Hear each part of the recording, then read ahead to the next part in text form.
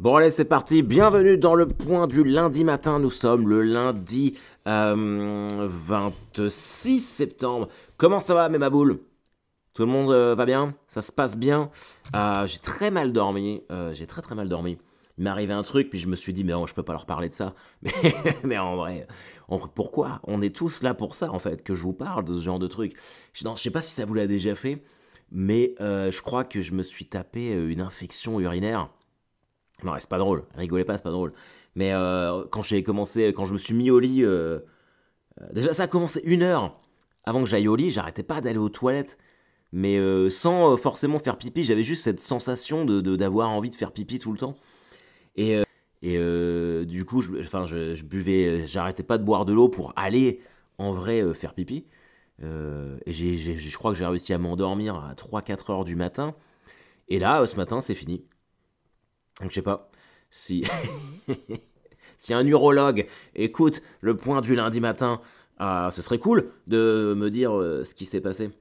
Alors évidemment j'ai réveillé Elisabeth toute la nuit parce que j'avais peur. Et puis moi vous savez je suis une mauviette, hein. Donc très compliqué. Et j'ai regardé là sur Google, truc qu'il faut jamais faire, hein. On est d'accord. Mais apparemment il disait aussi que ça pouvait être des espèces de petits dépôts, des petits déchets dans mon canal, je sais plus comment, dans le trou du pipi, dans l'urètre. C'est pas mal hein, de lancer le point du lundi matin, comme ça, en parlant de mon pipi, de mon urètre. Voilà, bah écoutez, en tout cas, j'espère que vous avez tous passé un bon week-end. Moi, à part mes histoires de pipi, ça a été. Il y a un truc aussi, bah, alors je sais pas si. Ma femme m'a acheté, vous savez, une brosse à dents électrique, Braun, qui tourne, une brosse à dents électrique, quoi. Son père est dentiste, et ça fait des années qu'elle me dit ouais, on ne devrait pas avoir de brosse à dents normales, on devrait avoir des trucs comme chez le dentiste, machin truc. Donc elle nous a acheté ça, là, et je l'ai essayé hier. Putain, je crois que j'aime pas. Ça me fait trop bizarre. J'aime pas, et ou peut-être que je le fais mal, hein, parce qu'elle me dit ouais tu vas trop vite, faut que tu laisses le temps à la brosse de parcourir les dents, machin truc. Mais moi j'ai pas envie de passer des heures à me brosser les dents. Donc une brosse à dents manuelle, je brosse comme ça et puis c'est réglé. Et le truc en fait qui me dérange, déjà ça me fait mal. Je trouve que c'est vachement brutal sur les dents. Et puis tu peux pas mettre beaucoup de dentifrice sur la brosse à dents. Alors qu'une vraie brosse à dents, moi j'en mets plein, et quand j'ai fini de me brosser les dents, j'ai cette sensation de fraîcheur. Alors que là, j'ai effectivement la sensation que ça a été brossé, ça y a pas de souci, mais comme il y a moins de dentifrice, j'ai pas la sensation de fraîcheur. Donc je me demande si je vais pas repasser. Alors là par contre attention. Bon comme ça, comme vous le savez, de toute façon, Elisabeth n'écoute pas le podcast. Mais là, si je veux repasser sur une brosse à dents manuelle, il va falloir que je louvoie, comme on dit, que je justifie peut-être d'une condition médicale. Peut-être que je vais dire que ça me fait mal aux gencives. C'est pas mal ça hein, comme excuse. Mais je sais pas si vous êtes utilisateur de ces brosses à dents-là. N'hésitez pas à me dire. Si peut-être que je le fais mal. Peut-être que je le fais mal. Alors commençons dans l'ordre. Par alors, ma femme a adoré les fleurs. Si vous vous rappelez le point du lundi matin de la semaine passée, je lui ai fait livrer des fleurs, comme un seigneur, comme un prince, tu vois. Euh, et alors, évidemment, elle fait partie, elle ne se souvient de rien. Donc elle avait oublié, c'était sûr. Mais bon, ça fait 17 ans qu'on est ensemble, hein. C'est pas comme si c'était une énorme surprise. Mais elle avait oublié, donc les fleurs ont été livrées vers 17 heures. Normalement, elle rentre toujours à la maison vers 17h45. Là, alors je sais qu'elle m'a envoyé un message et tout, qu'elle était trop contente. Je la vois pas revenir à 18h30 et je me suis dit, ok, bon, elle est partie faire un panic buy. Elle s'est sentie trop coupable, elle a été acheter un truc et ça a pas raté. Elle a été m'acheter plein de sushis pour qu'on fasse un petit dîner. Alors, sachant qu'elle est végane, elle a acheté que ça pour moi, mais c'était vraiment très cool. Et puis, on a passé une bonne soirée ensemble. On a même paniqué. Vous savez, c'est fini cette époque-là, je crois. On est juste, on apprécie le fait d'être ensemble. Et ça, c'est beau. Ça, c'est l'amour. Voilà. Non, cette semaine a été évidemment marquée par mon retour à Caen au Théâtre à l'Ouest pour jouer Deadline.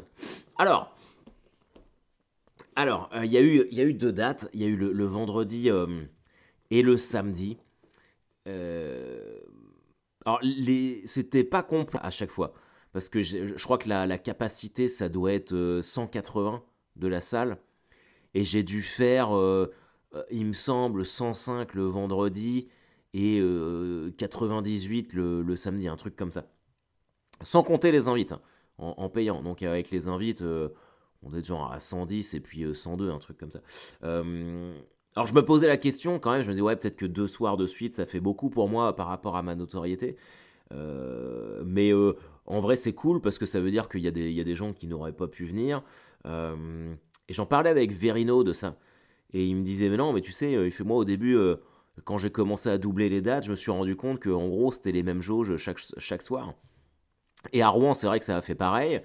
Donc c'est cool, ça veut dire que potentiellement dans des villes où je commence à être établi, je peux maintenant faire 2 soirs de suite.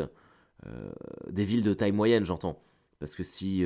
quoique non, je vous dis des conneries, parce qu'à Rennes, j'ai fait combien? 5 soirs de suite, c'était quasiment complet tout le temps. Mais Lyon, j'allais dire Gerson. Alors Lyon, c'était complet, mais c'est une salle qui se remplit un peu tout seul, donc ça c'est toute seule. C'est à mettre entre parenthèses. Ouais, non, non, bah. Oui, c'est sûr que j'aurais aimé faire deux complets, mais je me plains pas. Sachant que j'avais déjà fait un complet où El Camino au début du mois. Je suis venu avec le Mokiri. Et puis. Et c'est la fin du mois. Ça coûte cher. Alors, factuellement, on- les gens ont passé, je pense, 2 bonnes soirées. Mais bah, moi, vous savez, hein, je vous dis tout. Je pense qu'il fallait mieux être à la session du samedi que celle du vendredi, où, je sais pas, j'ai eu beaucoup de mal à rentrer dans le spectacle. Les 10-15 premières minutes étaient quand même,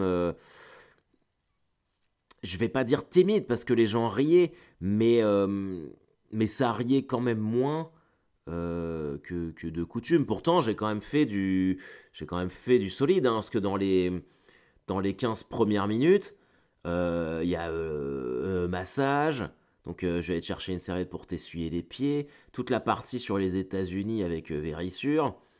Et je crois même Dick Van Balls, mon audiobook érotique. Donc ça, c'est des trucs qui cartonnent toujours beaucoup, beaucoup. C'est pour ça que je les ai placés en début de spectacle. Et bah là, ça a vraiment décollé. euh, ouais, je dirais au bout de 20-25 minutes. Mais c'est pas une question de texte ni de public, hein, c'est vraiment la façon dont je l'ai délivré. Et c'est vrai, je dois bien admettre, que je m'étais préparé. Parce que je continue de faire ce que je vous ai dit, de vraiment me répéter machin truc, mais je sais pas, j'étais un peu inhibé par le fait euh, de jouer chez moi, dans ma ville. Il y a ce truc qu'il n'y a pas ailleurs. Je vous en ai parlé dans les épisodes précédents, mais vraiment, je l'ai vérifié. Il y a un côté où, bah, dans la salle, il y a des gens que je connais, il y a des gens qui étaient avec moi à l'école, euh, et dans les autres villes, les gens viennent voir Harold, le, le, le mec qui les fait marrer, les spectacles, les podcasts, machin truc et tout. Ici, c'est pas pareil. Les gens viennent voir Harold, juste moi. Ah oui, mais il fait des podcasts et de l'humour. C'est le mec qu'ils ont connu, le mec de Caen, qui viennent voir en priorité. Du coup, il y a un écueil supplémentaire. Je sais pas comment ça se passe. J'en ai pas trop parlé de ça d'ailleurs avec les autres. Tiens, Juliette Follin, du Spot du Rire, excellent blog sur l'humour. Tu devrais peut-être faire ça, un article sur le fait de jouer dans sa ville. À quel point c'est différent, je pense, pour les humoristes. En bien ou en mal, mais c'est jamais les mêmes publics. Je crois que c'est intéressant en fait de savoir quelle barrière on se met psychologique en se disant on va jouer dans une ville qui nous a vu grandir. Euh, c'est alors je sais pas. Alors que le deuxième soir, le samedi, bah, j'étais beaucoup plus détendu déjà. On a été faire un buffet à volonté avec Léonard le midi. Dragon de Beaulieu, exceptionnel. Exceptionnel, c'est sur les hauteurs de Venoy. Euh, et ça, c'était vraiment cool. Et du coup, je suis arrivé beaucoup plus détendu le samedi soir, parce que peut-être la première était passée. Euh, mais le samedi soir, je me suis vraiment éclaté. Là. J'étais vraiment en roue libre. Euh, En plus, avant, il y avait le spectacle de mes potes qui s'appelle Les Apollons. C'est pas du tout du stand-up, hein, c'est du one-man show en duo.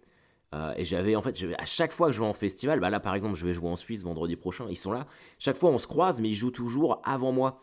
Et du coup, je regarde jamais parce que je suis concentré sur mon truc. Mais là, comme ils venaient, quand on a joué à Rouen, c'est pareil, on était ensemble, ils sont venus voir le spectacle. Je dis, bah, faut quand même que j'y aille. Et vraiment, mais vraiment, je me suis marré. C'est d'une précision. euh, Vraiment, le public leur appartient. Ils font faire ce qu'ils veulent au public. C'était vraiment. Et comme ce sont deux mecs adorables, bah, si dans votre ville vous avez les Apollons qui passent, je vous conseille. Vraiment, c'est marrant. Hum. Voilà, il me semble que c'est à peu près tout ce que j'ai à dire. Ah si, ça m'a cassé les couilles. Vous savez que j'aime bien dans le spectacle faire des sortir à un moment du spectacle pour parler d'un sujet d'actualité et pourquoi pas en faire une bonne vidéo, comme ce que j'ai pu faire récemment sur la mort de la reine. Et là, j'avais pris le boycott de la Coupe du Monde au Qatar et ça a pas super bien marché. Euh, et, et ce qui m'énerve, c'est que je pense que ça n'a. Alors, je l'ai fait le vendredi. Ça n'a pas bien marché pour la raison que j'ai invoquée tout à l'heure, que j'étais pas bien rentré dans le spectacle. Du coup, fatalement, j'étais forcément moins en confiance, donc euh, j'ai moins assumé le truc. Parce qu'en fait, c'est ça, hein, le stand-up, c'est comme du bluff au poker. Hein. Tu peux avoir une blague de merde, je peux vous citer. Non, je vais pas le faire. Là, mais il y a plein d'humoristes qui ont des blagues nulles, mais ils les disent avec tellement de confiance. C'est surtout valable dans les comédie clubs parisiens. Les mecs, ils ont tellement de confiance en eux quand ils la disent, tu te dis, ah ah. Après, tu réfléchis, tu te dis, mais c'est nul.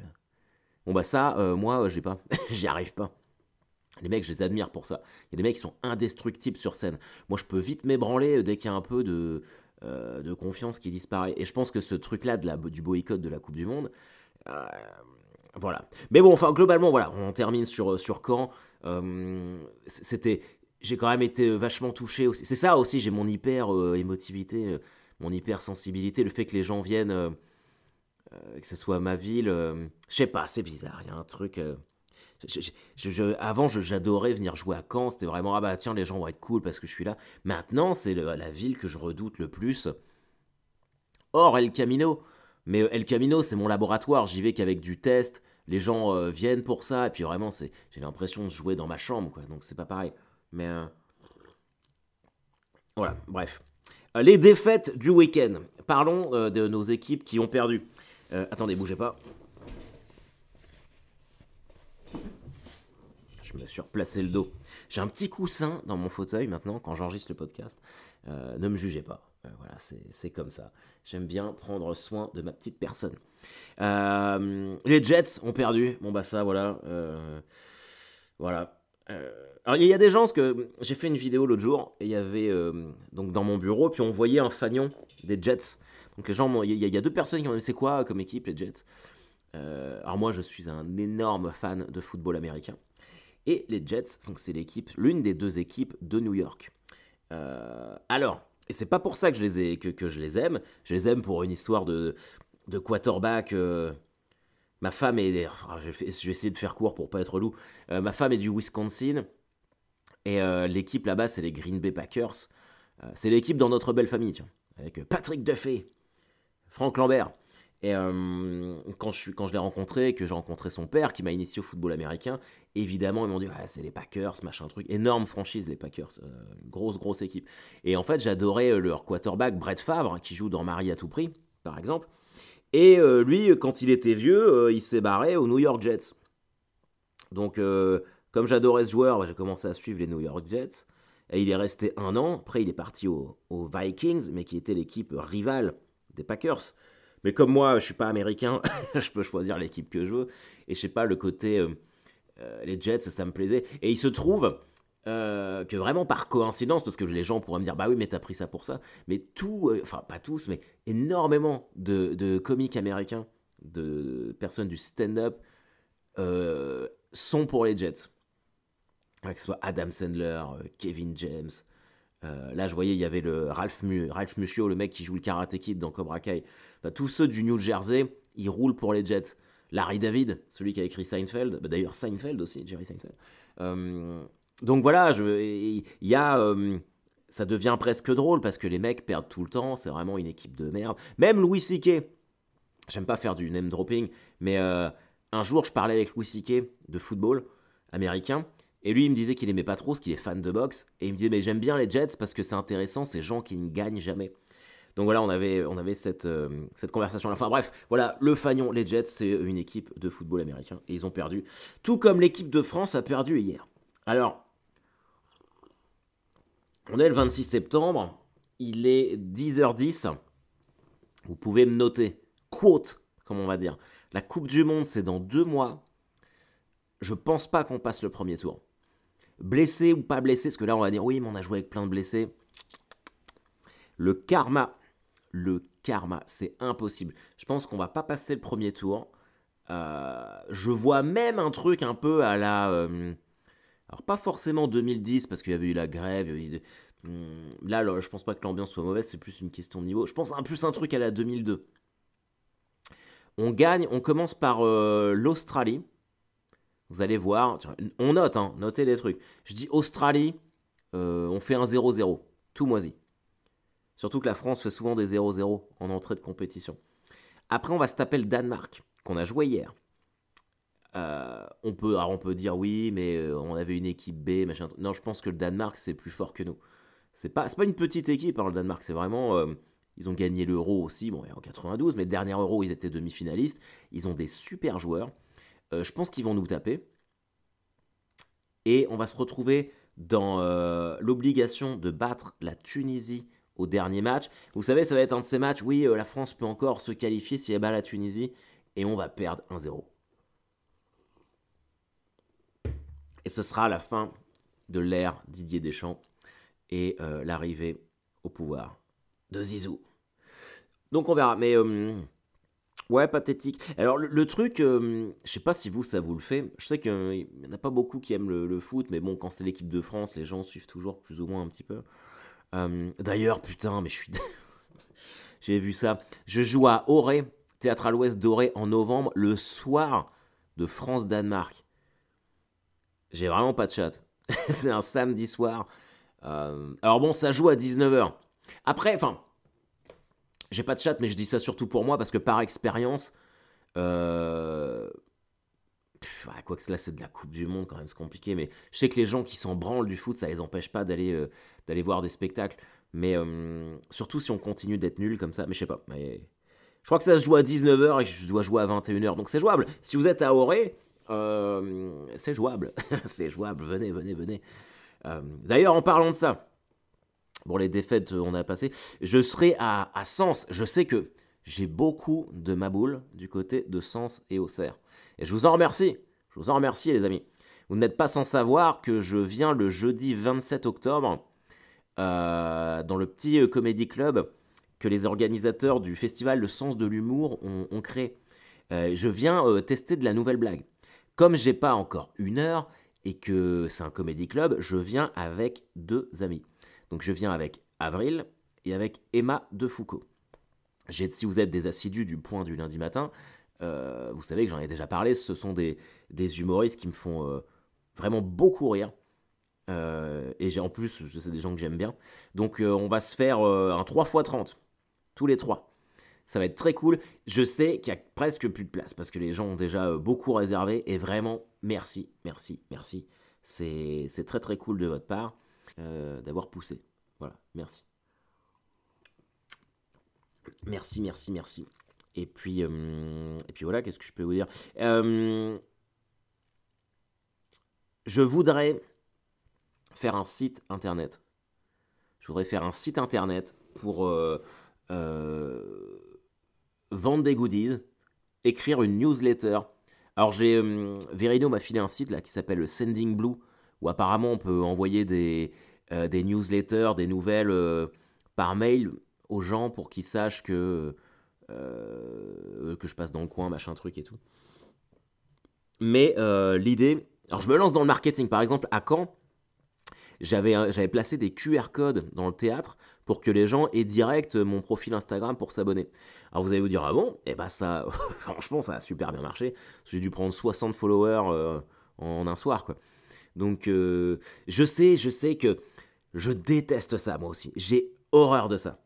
D'aller quémander pour des followers, machin truc. J'ai longtemps été contre. Probablement que si je reprends des archives du point du lundi matin, c'est très probable qu'on puisse m'entendre dire moi jamais je ferais ça, je préfère avoir 1000 followers mais pas me prostituer. Et en vrai j'ai pas le choix. En vrai j'ai pas le choix, c'est une question de crédibilité parce que putain, on vit dans une époque où si t'as pas un nombre important de followers, on te prend moins au sérieux dans le game. Bon, ça, c'est jusqu'à ce que tu joues, parce qu'après, les gens, ils comprennent. Mais, mais putain, fais chier, quoi. Je voudrais pas avoir à faire ça, moi. Mais bon, voilà. En tout cas, enfin bref, ce que je cherche, c'est quelqu'un ou pour me faire un site, ou pour... non, vraiment pour me faire un site, parce que j'ai pas envie de me faire chier à le faire, je comprends rien. Donc, si l'un d'entre vous, ou l'une d'entre vous, met ma boule, et concepteur de site ou je ne sais pas quoi, ou rien du tout, et que ça vous intéresse de faire mon site à moi, bah vous me contactez. Et puis on met ça en place. Alors bon, je suis pas Gad Elmaleh, hein, j'ai pas un budget, voilà quoi. Mais, c'est une priorité pour moi. Donc je voudrais mettre ça en place, si possible, avant la fin de l'année.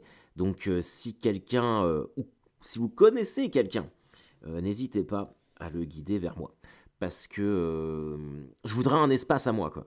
Je voudrais un espace personnel où on puisse pas se retrouver, parce que bon, je suis quand même très réaliste, mais où je puisse mettre mes trucs, avoir une petite boutique, avoir un truc joli où les gens puissent se retrouver, pouvoir gérer peut-être la billetterie sur certains trucs. Donc voilà, quoi. Si vous pouvez m'aider à faire ça, ce serait cool. Et puis, qu'est-ce que je voulais dire d'autre? Un peu de culture, tiens. J'ai lu Cher Connard de Virginie Despentes. Euh, Livre dont tout le monde parle. Moi j'aime bien, hein, Despentes, j'ai King Kong Theory, les trois Vernon Subutex, j'ai bien aimé, mais là en vrai, je me suis un peu fait chier. Franchement, je me suis un peu fait chier. C'est accusé d'harcèlement sexuel, enfin de MeToo. Et puis ça se passe pendant le confinement. En vrai, j'étais vachement surpris qu'elle prenne cette direction-là. Moi, ce que j'aime bien dans ce qu'elle écrit, c'est que j'ai l'impression que c'est pas pareil. Et là, bon, là, ça peut pas être plus dans l'air du temps, tu vois, harcèlement sexuel et puis confinement. Mais moi, bon, confinement pour moi maintenant, c'est daté, c'est fini. Fait chier d'en entendre parler. Et puis harcèlement sexuel, même si c'est évidemment très important d'en parler, ça me fait chier aussi, tu vois, d'en entendre parler quand j'ai l'impression de ne pas sortir ma tête de tout ça, quoi. Donc, euh, voilà, c'est à lire, hein, parce que c'est quand même une autrice française. Mais voilà. Sinon, si vous avez des séries à me proposer, j'ai eu énormément de mal à rentrer dans la série du Seigneur des Anneaux, là, les Anneaux de pouvoir. Et j'ai un pote qui m'a dit, si, mais faut que tu passes le premier. C'est souvent ce qu'on dit, ça. Et en fait, j'avoue, ouais, là, je suis un peu plus dedans. Bon, après, clairement, c'est pas la série de l'année, hein. Si tu la regardes pas, je pense que tu t'en remets très largement. J'ai pas fait la nouvelle série Star Wars, donc vous me direz. Voilà, puis n'hésitez pas à commenter, hein.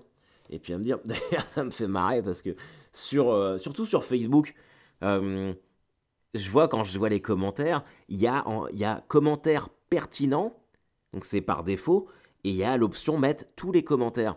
Donc là, tu as tous les commentaires qui apparaissent. Mais sinon, tu es en commentaire pertinent. Je me demande à quel point, à quel point ça peut être vexant de te dire, t'écris un commentaire et Facebook te dit, bah non, t'es pas pertinent, toi. En gros, c'est de la merde ce que tu dis. Tu vas aller dans tous les commentaires. Tu ne mérites pas d'être dans la section pertinent. Bon voilà, écoutez, soyez pertinents les amis. Passez une excellente semaine. Je vais tourner un autre Enfer 2 là aujourd'hui que je vais balancer. Je sais que a priori ça marche bien, ça m'aide vachement. Partagez, n'hésitez pas, parlez-en autour de vous. Si vous êtes en Suisse et qu'on se voit vendredi, mais putain, ça fait trop plaisir, je suis vraiment trop content. Prenez soin de vous, faites ce que vous pouvez. Soyez à l'écoute des autres, mais surtout de vous-même, ok? N'écoutez pas ce que les gens vous disent de faire. C'est votre vie, vous décidez de tout. You are the fucking best. Allez, bye bye.